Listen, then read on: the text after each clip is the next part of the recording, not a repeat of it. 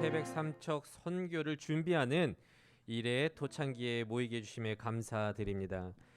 하나님, 이 시간 저희들에게 말씀을 들려주시고 다시 한번 주를 향한 그 사역을 위한 그 선교의 마음을 회복시켜 주셔서 어려운 상황이지만 그럼에도 불구하고 주님 바라보면서 우리들에게 맡겨주신 이 선교의 사역을 잘 감당할 수 있는 새 힘 허락하여 주시옵소서.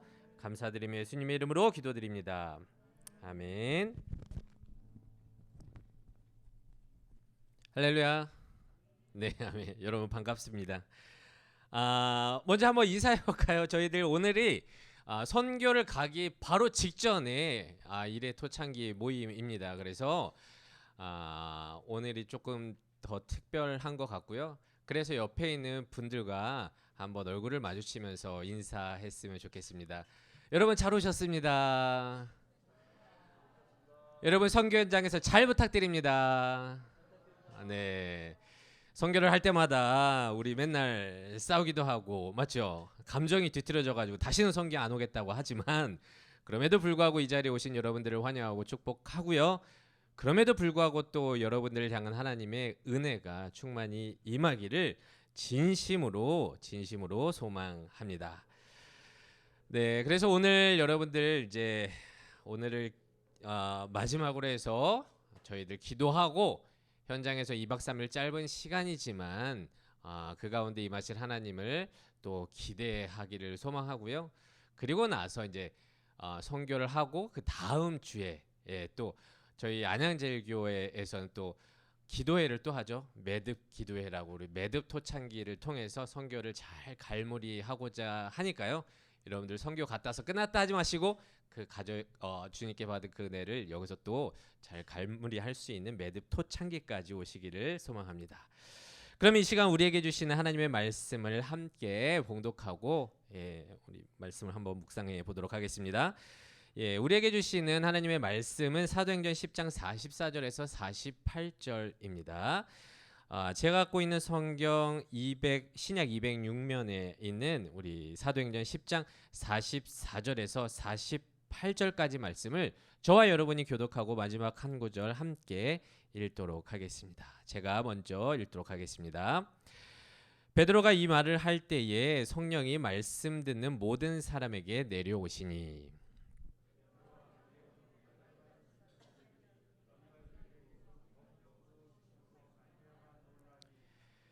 이는 방언을 말하며 하나님 높임을 들음이러라.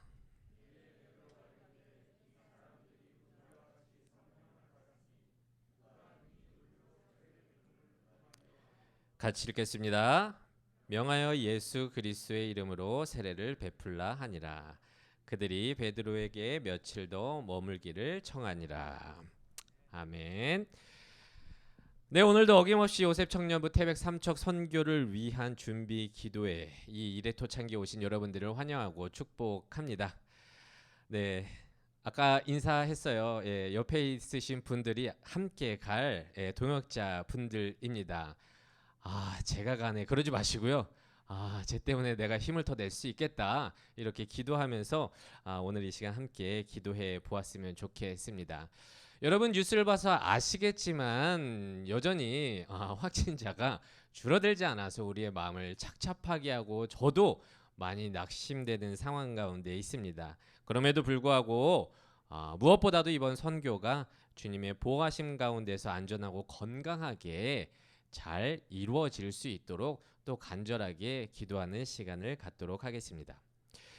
오늘 사도행전 10장 44절에서 48절의 말씀을 갖고 우리 제목 봤죠? 제목에 선교를 당하다라는 제목으로 여러분들과 함께 선교에 대해서 묵상해 보도록 하겠습니다.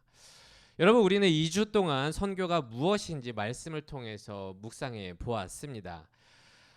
그리고 못 오신 분들을 위해서 우리 요셉 청년부 유튜브에 검색을 하면 돼요. 안양제일교회 요셉 청년부를 치면 우리 일의 토창기에서 나눴던 말씀이 올라가 있는데요. 다들 보셨는지 모르겠습니다. 어쨌든 매 첫 번째 토창기 때는 하나님을 알아서 우리가 선교하는 것이 아니라 하나님을 알기 위해서 선교한다라고 말씀을 드렸습니다.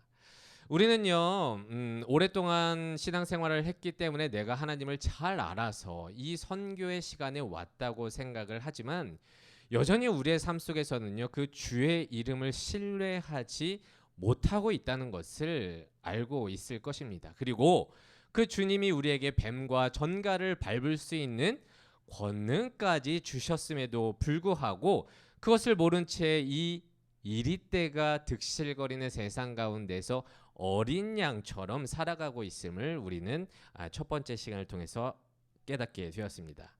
하지만 그렇게 능력 없이 살아가는 우리들을 굳이 능력도 없는데 힘도 없는데 불러주셔서 하나님의 일에 참여시켜 주셨고요. 아무런 능력도 없지만 참여한 것만으로도 하나님께서는요, 우리의 이름을 하늘나라에 기록해 주시는 분이다라는 것을 묵상해 보았습니다. 또한 우리는 두 번째 시간에 우리 선교를 가잖아요. 초대받지 않는 손님으로 선교 현장에 가는 것이라고 말씀을 드렸습니다.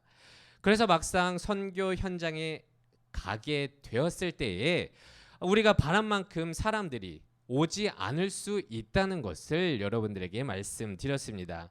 왜냐하면요, 그 강원도에 계신 분들은요, 복음을 위해서 우리를 초대한 적이 없기 때문입니다.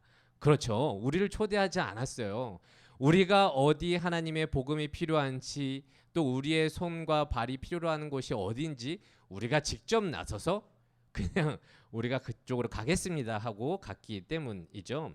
그래서 사람들이 별로 없어도 우리의 뜻대로 선교가 진행되지 않을지라도 그때마다 이 땅 가운데에 초대받지 않은 손님으로 오신 그 예수님을 떠올리고 기억하며 선교를 하자고 말씀을 드렸습니다. 여러분, 이 땅, 이 세상도요, 복음을 위해서 예수님 이 땅에 오세요 초대한 적 없습니다. 맞죠? 예수님께서는 우리를 긍휼히 여겨주셔서 그것도 마구간에 굳이 찾아오셔서 또 기꺼이 십자가에 못 박혀 돌아가심으로 우리에게 구원을 선물로 주셨었죠. 그래서 예수님께서는 어떠한 시련과 고난과 역경이 있어도 중간에 선교를 포기하지 않으시고 우리에게 마지막까지 구원을 선물로 주셨습니다. 그래서 우리도요 태백 삼척에 갔었을 때에 사람이 안 와, 아니면 환경이 따라주지 않아, 그것 때문에 실망하지 말고 초대받지 않는 손님으로 예수님이 오셨고 이 세상을 그토록 사랑하사 십자가에 매달리신 그 주님을 기억하면서 어린이가 한 명밖에 없을지라도, 장년이 한 명밖에 없을지라도, 아니 모두가 안 와서 혹여나 빵명일지라도 우리가 준비한 것들을 다 쏟아붓고 또 우리의 손과 발이 어디가 필요한지 잘 찾아서 마지막까지 우리에게 맡겨주신 이 선교 사역을 잘 감당하자고 말씀도 드렸습니다. 그리고 오늘 세 번째 일의 토창기, 우리 선교 바로 직전에 또 선교에 대해서 함께 묵상해 보고자 하는데요. 여기에 모이신 모든 분들에게 오늘 말씀을 통해서 다시 한번 주님의 마음이 무엇인지, 그리고 선교가 무엇인지 또 깨닫게 되는 그런 귀한 시간이 되기를 소망합니다. 여러분, 오늘 내용은요 유명하죠. 베드로가 이방인 고넬료를 만나고 그의 가족들에게까지 복음을 전하는 사도행전에서 정말 역사적인 내용입니다. 그래서 이 사건을 통해서 이방인의 선교가 공식적으로 인정이 되는 선교학적으로도 아주 중요한 장면입니다. 본문이 길어서요 모두 읽지는 않았습니다. 오늘 고넬료의 사건은요 10장 1절부터 시작이 되는데요. 10장의 서두를 보면요, 먼저 하나님께서는요 그의 천사를 통해서 고넬료를 만나 주셨습니다. 그런데 고넬료는요 유대인이 아니에요. 그냥 이탈리아 군대의 백부장입니다. 이방인입니다. 그런데 그 고넬료를 주님께서 만나 주셨어요. 그리고 그 고넬료가 주님의 마음에 합한 자라고 인정이라고 해 주듯이 그를 칭찬했고, 너의 그 경외함을 내가 안다. 그리고 나서 이제 요바에 베드로라는 사람이 있으니까 꼭 그에게 찾아가서 이런저런 얘기를 나눠라 라고 환상 중에 가르쳐 주셨습니다. 그런데 이런 사실을 전혀 모른 채 요바에서 지내고 있던 베드로는요, 뭐 맨날 했듯이 기도를 하러 이제 올라가게 되었습니다. 그렇게 근데 기도를 하러 올라갔는데 그날따라 또 베드로도 환상을 보게 되죠. 하늘에서 큰 보자기가 내려오게 됩니다. 그런데 그 안에는요, 여러 각종 네 발 달린 짐승들이 있었고요. 기는 것과 또 나는 새들이 있었습니다. 그런데 하나님이 베드로에게 그런 환상을 보여주면서 이렇게 말씀하셨습니다. 베드로야, 그것들을 너가 먹어라 라고 이렇게 명령을 하십니다. 그런데요, 수제자인 베드로가 하나님께서 그렇게 친히 환상을 보여주셨음에도 불구하고 베드로는 그 명령을 거절합니다. 왜냐하면 그게 사도행전 10장 14절에 이렇게 기록되어 있습니다.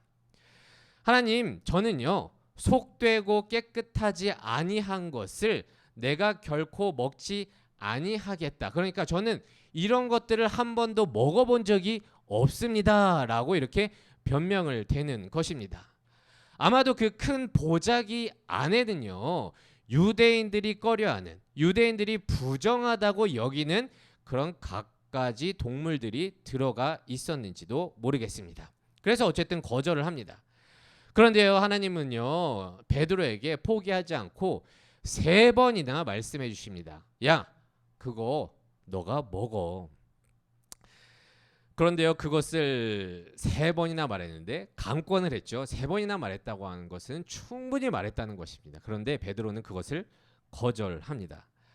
그렇게 이 환상이 뭐지? 이해가 안 가네 라고 하던 중에 처음에 10장 서두에 이제 고넬료가 야, 베드로 만나러 가 라고 해서 자신의 이제 부하들을 보냈었거든요. 때마침 그렇게 의아해 하던 중에 고넬료가 보낸 자들이 베드로에게 찾아옵니다. 그러자 성령님은 그때에 이렇게 말씀하십니다. 10장 20절입니다. 베드로야, 일어나 가라. 의심하지 말고 그들과 함께 가라. 그들은 내가 보낸 자들이다 라고 이렇게 말씀해 주십니다. 잘 보세요. 베드로는요 수제자 중에 수제자입니다. 유대인 중에 유대인이에요. 그래서 아무리 먼 곳에서 아주 덕망 높은 백부장이 보냈을지라도 율법 가운데에 이방인들과 교제할 수가 없거든요. 그러니까 안 갈 것을 뻔히 아시고 성령님께서는 미리 베드로에게 말씀해 주신 것입니다. 그래서 어쨌든 내려갔어요. 기도하다가. 그래서 이방인들이 찾아왔으니까 일단은 뭐 환상도 보았고 성령님의 말씀도 들었기 때문에 야, 니네 왜 왔냐 라고 이렇게 자초지종을 물어보고 들어보았죠. 그러니까 야, 우리 백부장 고넬료가 하나님을 경외하는 자인데 모든 사람들에게 칭찬받는 자다. 그런데 그에게 천사가 나타나셔서 그를 인정해 주셨고 베드로 너에게 찾아가라고 말씀해 주셨다. 이런 것들을 들었어요. 아마도 성경에는요 기록되어 있지 않지만 베드로가 만약에 성령님께 이 말씀을 듣지 않았다면, 야, 너 내려가, 내가 보낸 자들이 왔어, 이 말씀을 듣지 않았다면 분명히 이렇게 생각했을 것입니다. 유대인이에요. 의아했을 것입니다. 이들의 얘기는 기가 찼을 것입니다. 아니, 무슨 이방인에게 무슨 하나님의 천사를 보내셔. 말이 안 되지. 그리고 그 이방인이 하나님을 경외한다고? 그 경외한 것을 또 하나님이 인정했다고? 야, 니네 이방인이지만 진짜 말도 안 되는 소리 한다 라고 했을 것입니다. 하지만 베드로는요 성령님께 또 말씀도 들었죠. 또 환상도 보았기 때문에 뭔가 의심적인, 의아해했던 것이 있었기 때문에 성령의 지시에 따라 그들과 함께 고넬료를 만나게 됩니다. 그래서 만났어요. 그리고 고넬료에 대해서 고넬료가 하는 이야기들, 이런저런 이야기들을 듣게 되었죠. 그리고 나서 사도행전 10장 34절 35절에는요 베드로가 이렇게 고백을 합니다. 제가 읽어볼게요. 내가 참으로 하나님은 사람의 외모를 보지 아니한다는 것을 알게 되었다. 이렇게 놀라듯이 고백을 해요. 그리고 35절, 각 나라 중에 하나님을 경외하며 의를 행하는 사람은 하나님께서 다 받아주시는구나 라는 것을 고넬료의 대화를 통해서 인정하게 됩니다. 그래서 베드로는요, 그 곳에서 고넬료와 그의 가족들에게 그리스도의 복음을 전하게 되는데요. 그리고 나서의 반응이 오늘의 본문이에요. 이제 이해가 가죠? 그 그리스도의 복음을 전하고 나서 고넬료에게 자초지종을 듣고, 그리고 베드로가 야, 참으로 하나님은 외모를 보지 않는구나, 참 모든 경외하는 자에게는 하나님이 다 받아주시는구나 하고 복음을 전하고 나서, 그리고 그때 오늘의 본문 44절입니다. 베드로가 이 말을 할 때에, 그러니까 복음을 전할 때에 성령이 말씀 듣는 모든 사람에게 내려오는 것을 보게 되었습니다. 그리고 나서 45절, 이방인들에게도, 베드로가 생각합니다. 이방인들에게도 성령 부어 주심으로 말미암아 베드로와 그들의 일행들이 어떻게 되었죠? 놀라게 되었습니다. 놀라게 되었습니다. 아마 베드로는요, 구약의 성경을 통해서 아니면 여러 가지 많은 성경의 말씀을 통해서 하나님은 외모를 보지 않으신다 다 알고 있었을 거예요. 그렇지만 그는 유대인의 그 문화 관습 속에서 이방인에게 구원이 임한다는 것은, 이방인에게 복음이 전달된다는 것은 몰랐던 것입니다. 이 모든 일들이 베드로 일행들에게 있어서 그래서 전혀 예상치 못했던 사건이었습니다. 상황이 이렇게 되어서 이방인들과 교제를 하게 되었지만 이거는 율법에서 어긋나는 일이에요. 맞죠? 율법에서는 이방인들과 교제도 하지 말고 식사도 하지 말라고 했어요. 어긋나는 일인데. 그리고 이방인과 상종도 하지 않는 내가 일단은 가라고 해서 가지만 유대인으로서 내가 그들에게 뭘 해줄 수 있을까? 개 취급, 사람 취급, 아예 상종도 안 했던 자에게 내가 가서 뭐 하지? 라고 했었을 거예요. 그런데 성령님이 내려오시고 복음을 전하니까 그들이 변했다는 거예요. 그래서 놀랐습니다. 그런데요, 하나님께서는 그런 편견에 쌓인 베드로를 사용하셨습니다. 그런 능력이 나 뭐 할 수 있지? 이방인들과 그런 베드로의 설교를 들어 사용하셨고, 그렇게 이방인들에게 성령을 부어 주셨다는 것입니다. 그렇게 베드로는요, 부정하다 취급했던 그 이방인들이 복음을 충분히 받아들인다는 것을 보았고요. 거기에 모인 모든 자가 하나님을 믿게 되는 놀라운 역사를 똑똑히 보게 되었고요. 나중에 훗날에 이제 예루살렘 공의회에서 야, 이방인들에게 야, 복음 전하는 거 말도 안 돼 하면 제가 이제 간증을 하는 거죠. 베드로가 야, 내가 고넬료라는 사람을 만났는데 설교를 전하니까 성령님이 인정해 주셨고 임했어. 그때서부터 이방인에게 복음이 공식적으로 인정이 되는, 지금 그리고 우리에게도 복음이 왔다는 것이죠. 어쨌든 이 당시에 베드로에게는 예상치 못했던 일이었던 것입니다. 여러분, 저는요, 이 안양제일 교회에서요, 아프리카 우간다 선교를 담당해서 코로나가 터지기 전까지 네 번이나 그곳 아프리카 우간다 선교를 다녀온 적이 있습니다. 지금이야 괜찮지만 당시에는요, 저도 그렇고 그리고 우간다 선교를 함께 가던 사람들도 많이 걱정을 했습니다. 일단 사람들은요, 저 박 목사가 갑자기 이제 사람이 없으니까 우간다 선교를 담당하게 되었거든요.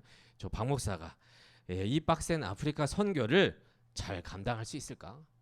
여기서 우리 1기 같이 갔던 친구도 있고 2기, 3기 다 같이 갔던 사람들이 있어요. 야, 박 목사 잘 버틸 수 있을까? 그렇게 걱정을 했고요. 저 또한 어떤 인수인계를 받지 못했어요. 제가 아프리카 갈 거라고 생각도 못했는데 가게 되어서 아프리카에 대해서도 잘 모르고, 그리고 다른 사람들에 비해서 선교 경험도 미천했기 때문에 저 스스로도 잘할 수 있을까? 이렇게 걱정을 했습니다. 그러니까 내가 거기서 무엇을 할 수 있을까? 아니, 내가 아프리카, 우간다, 언어? 아니, 영어? 잘 하지도 못하는데 그들에게 복음을 전달할 수나 있을까? 이렇게 걱정을 했던 적이 있습니다. 그렇게 처음 이제 아프리카에 가게 되었는데요. 생각만 하던 그 아프리카 우간다는 실제로 비행기에 떨어져서 밟아 보니까 정말 압도적이었습니다. 뭐가 압도적이냐? 뭐가 압도적이냐? 일단 저를 힘들게 했던 것은 무엇이냐면 지금 내가 뭐 그때는 아무렇지도 않은 듯이 이렇게 했지만 뭐 지금 다 지난 일이니까 그때 또 이제 교육자잖아요. 그냥 아무렇지도 않았지만 그때 이제 저를 힘들게 했던 건 무엇이었냐면 냄새였습니다. 냄새. 예, 아프리카에 딱 내리니까 냄새가 있었는데 보통 나라들마다 특유한 냄새가 있다고 하잖아요. 한국에는 뭐 김치 냄새, 마늘 냄새가 난다. 일본에는 간장 냄새가 난다. 이러는데요. 우간다에는 무슨 냄새가 날까요, 여러분? 우간다에는 무슨 냄새가 날까? 아프리카에. 이거는 제 표현이에요. 그 특유의 땀 냄새가 났어요. 그 특유의 그 아프리카인들의 암내 있죠, 암내. 암내가 진동을 했습니다. 내리자마자 암내가 진동했습니다. 그리고 저희들이 이제 아시는 분은 다 알 거예요. 우리가 편한 곳으로 갑니까? 절대 아니죠. 무조건 오지로 들어가잖아요. 아프리카 오지는요, 진짜 운막에서 살거든요. 운막, 진짜 운막. 예, 그런 운막에서 사는데 그런 지역들만 가잖아요. 그러니까 잘 먹지도 못하지. 그리고 물이 귀하잖아요. 잘 씻지도 못하는 사람들에게 가니까 그 냄새가 더 진하게 느껴졌습니다. 그래서 저는 가자마자 이틀 만에 야, 우간다 선교 큰일 났다. 큰일 났다. 무기력함을 느꼈습니다. 저는요 비위도 약하고요. 예, 비위도 약하고 그들의 언어도 몰랐고요. 영어도 잘 못했고요. 무엇보다 거기 적도거든요. 적도. 그래서 태양이 진짜 90도로 내리쬐는 곳이에요. 뙤약볕 아래서 과연 이 선교 사역을 잘 견딜 수 있을까? 이게 쉽지 않아 보여서 많이 절망을 했었죠. 내가 여기서 아무것도 할 수 없다. 그 생각이 머릿속을 가득 채웠습니다. 여러분, 제가 뭐 설교 때마다 모든 일은 하나님이 다 계획하시는 그런 길 가운데 있기 때문에 실수가 없으시다 이랬지만 그때 당시에는요 진짜 하나님이 야, 이번만큼은 실수하셨다. 야, 나를 일본에 보내는 거는 진짜 이해가 가겠지만 아프리카에 보내는 거는 진짜 하나님이 실수로 보냈다라고 생각을 했던 적이 있습니다. 그런데요, 여러분, 예상치 못한 일이 벌어졌습니다. 저희가 이제 곳곳마다 이제 돌아다니거든요. 곳곳마다 이제 빈민촌, 난민촌 이런 데를 돌아다니는데 가면요, 우리가 공연을 준비하잖아요. 그런데 몇 명이 모이는지 아십니까? 기본 1000명이에요. 기본 1000명. 1500명이 모이고 3000명까지도 모인 적이 있어요. 근데 여러분들 상상이 안 가죠. 진짜 그 드넓은 초원에 진짜 빼곡히 그 암내를 가진 이런 아프리카인들이 이렇게 모여 있는 거예요. 그런데 아니 우리가 뭐 광고를 제대로 합니까? 그들이 우리를 초대를 했습니까? 안양제일교회를 합니까? 코리아 몰라요. 그런데 오는 거예요. 왜 오든지 아세요? 우리 구경하려고. 아니 자기네들은 다 까마잖아요. 근데 얼굴 노란 애들이 오니까 그게 신기한 거예요. 아니 그 시골에서는 외국인을 본 적이 없다니까요. 그런데 우리 노란 사람들이 오니까 신기하니까 애 어른 할 거 없이 다 오는 거예요. 근데 우리가 그들에게 비하면 아주 백인인 거죠. 그런데 너무 신기하니까 막 졸졸졸졸졸 따라오는데 우리가 왜 왔는지도 모르면서 웃으면서 계속 따라다니는 거예요. 웃으면서 계속 따라다니는 거예요.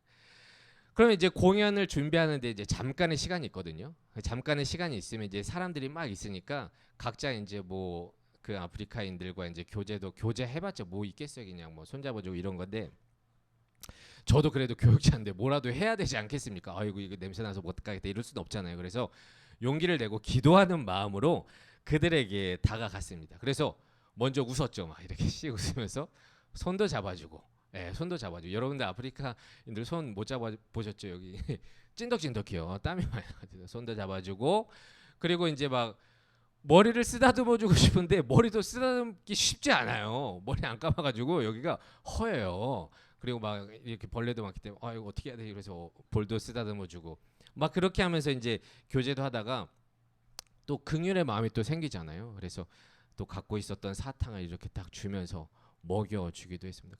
그러니까 처음에는 이렇게 처음에 가면 좀 두려워하거든요. 그런데 이제 또 사탕도 주고 또 웃어주고 얼굴도 이렇게 만져주니까 마음이 녹았는지 계속 졸졸졸 따라다니는 거. 계속 웃으면서 막 뭐 물론 이제 먹을 거 달라고 하는 얘기일 수도 있겠지만 계속 이렇게 쫓아다녔습니다.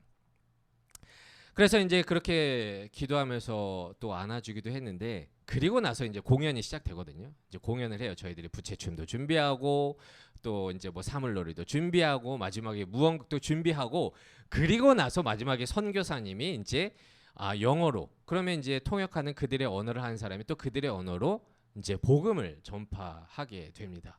그런데요, 그 선교 이제 복음을 전하고 나서 마지막에 이제 결신을 시켜요. 그러면 여기에 있는 모든 사람들 중에서 하나님을 이제 내가 받아들이겠다, 영접하겠다 하고 싶은 사람 다 나오세요, 이렇게 말을 하거든요. 그런데 생각보다 많이 안 나오는데, 그래도 뭐 한 100명 이상은 나오죠. 생각보다 많이 나오지 않는데 100명 정도가 나오는데, 어떤 사람들이 나오는지 아십니까? 제가 보잖아요. 뒤에서 이제 누가 나오는지 아십니까? 저랑 손잡았던 사람, 저랑 막 웃으면서 말도 안 통하는데 야 God loves you 막 계속 그런 얘기했던 사람, 안아줬던 사람, 사탕 줬던 사람이, 물론 어떤 마음에서 나온지는 잘 모르겠지만 저는 그 모습을 보면서 울컥했습니다. 그리고 그 모습을 볼 때 하나님이 강하게 제 마음에 이렇게 말해 주는 것 같았습니다. 박 목사, 내가 너를 아프리카에 보낸 게 실수라고 생각하냐? 그리고 너 여기서 아무것도 할 수 없을 거라고 생각했냐? 그들의 언어? 영어 못해? 아프리카어 못해? 그런 거 필요 없어. 너는 그냥 웃어주기만 하고 안아주기만 해도 된단다. 왜? 내 얼굴색이 복음의 통로가 되기 때문이다. 그리고 하나님인 내가 너의 이 작은 행동으로 말미암아 여기에 나온 이 아이들을 내가 일으켜 세울 것이다. 이런 음성을 제가 듣게, 우간다 선교를 이미 나의 생각, 나의 경험 가운데서 판단을 한 거예요. 야, 박 목사, 어쨌든 어디든 불러주시면 간다고 하지만 여기는 안 된다. 여기는 안 된다. 이미 어렵다고 판단을 하고 있었던 것이죠. 그곳의 냄새 간 사람들 다 알 거예요. 제 말이 진짜 거짓말이 아니에요. 그들의 냄새, 암내, 그리고 말도 안 통하고 그들에게 나는 해줄 것이 전혀 없다고 생각을 했지만, 내 얼굴색을 통해, 특이하잖아요. 걔네들이 보기에는 백인들이 왔다 이렇게 생각했을 거야. 내 얼굴색을 통해서 신기하니까 일단 쫓아왔는데, 웃어주니까, 미소를 지어주니까 그들의 마음이 열린 거예요. 그들의 마음이 열린 거예요. 저는 전혀 생각지도 못했지만 그때 그 모습을 보고, 내가 이곳 가운데서 전혀 쓸데없는 존재는 아니구나. 직접 내가 한국에서야 이렇게 말씀으로 복음을 전하기도 하지만 그곳에서 직접 내가 복음을 전하지는 못할지라도 내 존재 자체로 이들에게는 축복의 통로가 될 수도 있구나 라고 생각을 하면서, 오히려 그들의 모습을 통해서 아프리카에서 역사하시는 하나님의 얼굴을 보게 되었습니다. 그 하나님의 사랑을 깨닫게 되었다는 것이죠. 그로부터요, 내 머리로는 이제 이해되지 않았던 그 아프리카 선교가 갑자기 한순간에 전적으로 이해가 됐습니다. 그리고 언제부턴가 그 냄새 있잖아요. 물론 목사님 이제 코가 익숙해져서 그랬어요, 이럴 수도 있겠지만 언제부턴가 그들의 냄새가 나지 않았습니다. 그리고 그런 냄새 어려움은 싹 사라지고 진심을 다해서 그들을 안아주기 시작했습니다. 그리고 가는 데마다 그들을 보면서 기도하는 마음으로 웃어주었고요. 그런데 도리어 나를 향해 그런 웃어주는 얼굴을 통해서 저는 하나님을 보게 되었습니다. 그리고 내 가운데에서, 내 생각 가운데서 판단을 내리고 여기는 어렵다고 했던 나에게 하나님께서 깨닫게 해주셨다는 거죠. 너 존재 자체만으로도 축복의 통로가 될 수 있다. 그래서 그렇게 저는 선교를 하러 갔다가 그 아프리카 아이들을 통해서 도리어 선교를 당하고 왔다는 것입니다. 베드로와 그의 일행들도요. 처음에는요. 저와 아마 우리들 아니면 뭐 이렇게 선교를 경험했던 분들이 있겠지만 저와 같이 비슷했을 것입니다. 아니 이방인들에게 율법에도 명시된 그 이방인들에게 무슨 복음입니까? 교제 자체가 율법에 어긋난다니까요. 아니 이방인에게 무슨 복음이 하나님을 전달하냐고요. 천사가 왜 찾아가냐고요. 여튼 환상 때문에 가긴 간다만 우리가 또 뭘 할 게 있냐는 거예요. 이방인과 만난 적이 없다니까요. 자신의 유대인들에게만 복음을 전했다니까요. 그런데 오히려 또 유대인들이 또 베드로가 간다는 거 들켜봐요. 비난받잖아요. 걱정했을 수도 있습니다. 그런데 예상치 못하게 고넬료의 자초지종과 그 간증을 통해서 하나님의 뜻을 깨닫게 되었죠. 설교를 하게 되었죠. 복음을 전하게 되었죠. 성령이 임하는 것을 자신의 두 눈으로 똑똑히 보게 되었죠. 그렇게 유대인 중에 유대인이었던 그 수제자 베드로가 오히려 이방인을 통해서 복음을 깨닫게 되었다는 것이 오늘의 장면입니다. 여러분 우리의 태백 삼척 선교도요. 또 이와 같습니다. 여러분. 그것은요. 우리의 생각과 판단만으로 진행되는 것이 절대로 아닙니다. 우리의 경험과 통밥으로 이루어지는 선교 현장이 절대로 아니라는 거예요. 목사님, 저는요 솔직히 어떤 달란트도 없어요. 전도 해본 적도 없고요. 사람을 만나면 그냥 만나고 싶지 않아요. 네, 그래서 그렇게 믿음도 없고 어찌 보면 진짜 야 시골 교회 선교하는 게 뭐지 하는 경험으로 가는 사람입니다. 아니요, 제가 좋아하는 지인이 있어서 따라가서 그들과 친해지고 놀려고 하는 겁니다. 그래서 제가 교회 가운데서 별로 도움이 될 것 같지 않습니다 라고 생각하시는 분들이 지금도 분명히 있을지도 모르겠습니다. 그런데 괜찮습니다. 괜찮습니다. 왜냐하면 하나님은 여러분들의 존재 자체만으로도 축복의 통로로 사용하시기 때문입니다. 내가 하는 게 아니라니까요. 내가 하는 게 아니라 여러분들의 존재만으로도 복음의 통로로 사용하실 것이기 때문입니다. 그래서 선교는 내가 아니라 하나님이 한다는 것입니다. 여러분 한번 상상해 봅시다. 지금 코로나 시국이에요. 그리고 여기서 강원도까지는요 4시간이나 걸립니다. 맞죠? 게다가 초대하지도 않았어요. 그런데 우리는 휴가까지 냅니다. 아니 돈까지 내죠. 맞죠? 돈까지 내죠. 그리고 무슨 우리가 호텔에서 묵습니까? 아니요. 교회 바닥에서 자요. 예? 그런 것들을 다 알고 있을 거예요. 소문이 날 겁니다. 그러면 어느 할머니나 할아버지나 이렇게 생각할 수도 있어요. 야, 쟤네는 뭔데 이 시국에 여기까지 와가지고 강원도까지 와가지고 과수원에서 땀 흘리면서 그렇게 일을 하나 이럴 수도 있겠고요. 어떤 분은 야, 돈 내야 되나? 아, 그도 공짜래. 미용도 해주고 도배도 해주고 시설도 고쳐주고 또 맛있는 음식도 주고 그런데 또 먹고 나니까 안마도 해주네. 쟤네들 뭐지? 그런데 오랜만에 또 젊은이들 보니까 내 자식들 생각나고 내 손주 새끼들 생각나고 야 그래도 뭐 나쁘진 않네 라고 웃는 분이 있을 수도 있겠습니다.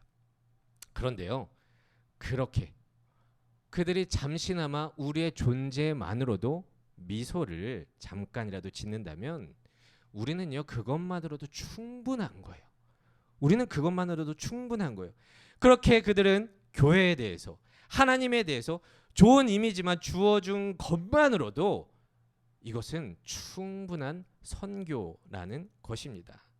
후에 그리고 나서 현지의 목사님들 하나님께서 보내신 그 현지의 목사님들이 설교를 하고 복음을 전할 때에 하나님께서 하나님의 때 그들이 주님의 전으로 돌아올 수 있도록 마음속으로 중보하고 그것을 기대하기만 하면 됩니다. 그래서 여러분 아이고 난 능력이 없어 할 수 있는 게 없어 그리고 내가 할 게 없고 한 게 없어 그렇게 생각하지 마시고요.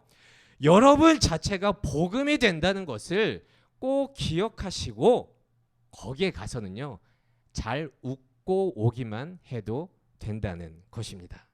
그래서 여러분 선교는요 하나님이 하실 거예요. 하나님이 하실 거예요. 단지 우리에게 필요한 것은 내 경험과 통밥 가운데에서 있는 그 선교를 판단하지 않고 주님을 의지하는 거예요. 여기에 솔직히 선교 경험 많은 사람들 많은 거 압니다. 그래서 이때는 이거 준비하고 저 때는 저거 준비해야 되는데 그것들이 눈에 비춰져서 아이고 걱정된다, 이렇게 준비를 못하나, 이렇게 마음으로 답답해 하시는 분들이 있는 줄로 압니다. 그리고 야, 제가 무슨 선교를 가냐, 이렇게 생각하면서 나의 우월감에 취해 있는 사람이 있을지도 모르겠습니다. 하지만 선교는요 그걸로 되지 않아요. 알잖아요. 나 때문에 뭐 거기에 안진뱅이가 일어납니까? 아니요, 하나님이 하셔야 되잖아요. 내가 전한다고, 잠깐 전한다고 복음을 전해서 받아들여서 교회에 온 거 있을 수도 있죠. 근데 거의 없잖아요. 내가 뭘 할 수 있습니까? 코로나라 사람들이 오지 않아서 할 일이 없을 수도 있지만 나는 솔직히 전도해 본 적도 없고 뭐 하나 잘하지도 못하고 약간 놀러가는 느낌일 수도 있겠지만 괜찮습니다. 그런 우리의 존재 자체를 통해서 하나님은 복음의 통로로 쓰실 줄로 믿습니다. 그리고 이런 부족한 우리지만 그 현장에서 되려 우리는 주의 뜻을 깨닫고 돌아오는, 오히려 우리가 선교를 하러 갔지만 오히려 하나님에 의해서 주의 이름을 잘 몰랐던 우리가 선교를 당하고 오게 될 줄로 믿습니다. 그래서 여러분 솔직히 기대하셔야 됩니다. 네. 그리고 기도하셔야 됩니다. 여러분 제가 계속 강조하잖아요. 선교 그냥 가시면 안 돼요. 이전까지 했었던 그 모든 경험을 바탕으로 가는 것이 아니라 정말 나의 존재만으로도 주의 이름을 모르는 자들이 나의 웃는 미소만으로도 주님의 전으로 돌아올 것을 기대하고 기도함으로 가는 곳이 선교인 것입니다. 그래서 우리는요 이 시간을 통해서 하나님을 알게 될 거예요. 하나님을 알게 될 겁니다. 오히려 그곳 가운데 아무런 생각 없이 갔을지라도 하나님이 내게 주시는 그 메시지를 듣고 돌아오게 될 줄로 믿습니다. 그래서 여러분 축복합니다. 여러분들 존재만으로도 복음의 통로입니다. 아멘. 그래서 여러분들 옆에 있는 분들에게 이렇게 한번 축복해 주십시다. 당신은 복음의 통로입니다. 당신은 존재 자체만으로도 복음입니다. 그래서 여러분 뭐 이거 예언 하나 할까요? 100% 가면 싸울 거예요 여러분들. 네. 겁나 짜증내고 저 새끼 막 이러면서 맞죠? 그런데요 그때 다시 한번 오늘의 말씀을 꼭 기억해 주시고요. 내가 모르는 그런 현지의 영혼들 앞에서는 씩 웃어주세요. 그리고 손도 한번 만져주시고 아이고 할머님 할아버님 아니면 애기야 여기 와서 참 고맙다, 하나님은 널 사랑한다, 뭐 사형리해가지고 엄청난 거 전하라는 소리 아닙니다. 그렇게 하나님은 당신을 사랑합니다. 그래도 한번 교회 한번 나와보세요. 이렇게 한번 얘기하면서 각자 능력 다 없어요. 다 어린 양이 들고 저도 알아요. 그렇지만 우리 모인 자들이 합력하여 선을 이뤄서 그 가운데 하나님의 역사가 일어나기를, 베드로가 고넬료 그 가족 위에 성령이 임한 것처럼 그들 가운데서도 하나님이 역사하시는 것을 우리 두 눈으로 똑똑히 바라보고 돌아오는 귀한 선교가 되도록 우리 함께 전심을 다해서 기도하고 기대하십시다. 알았죠?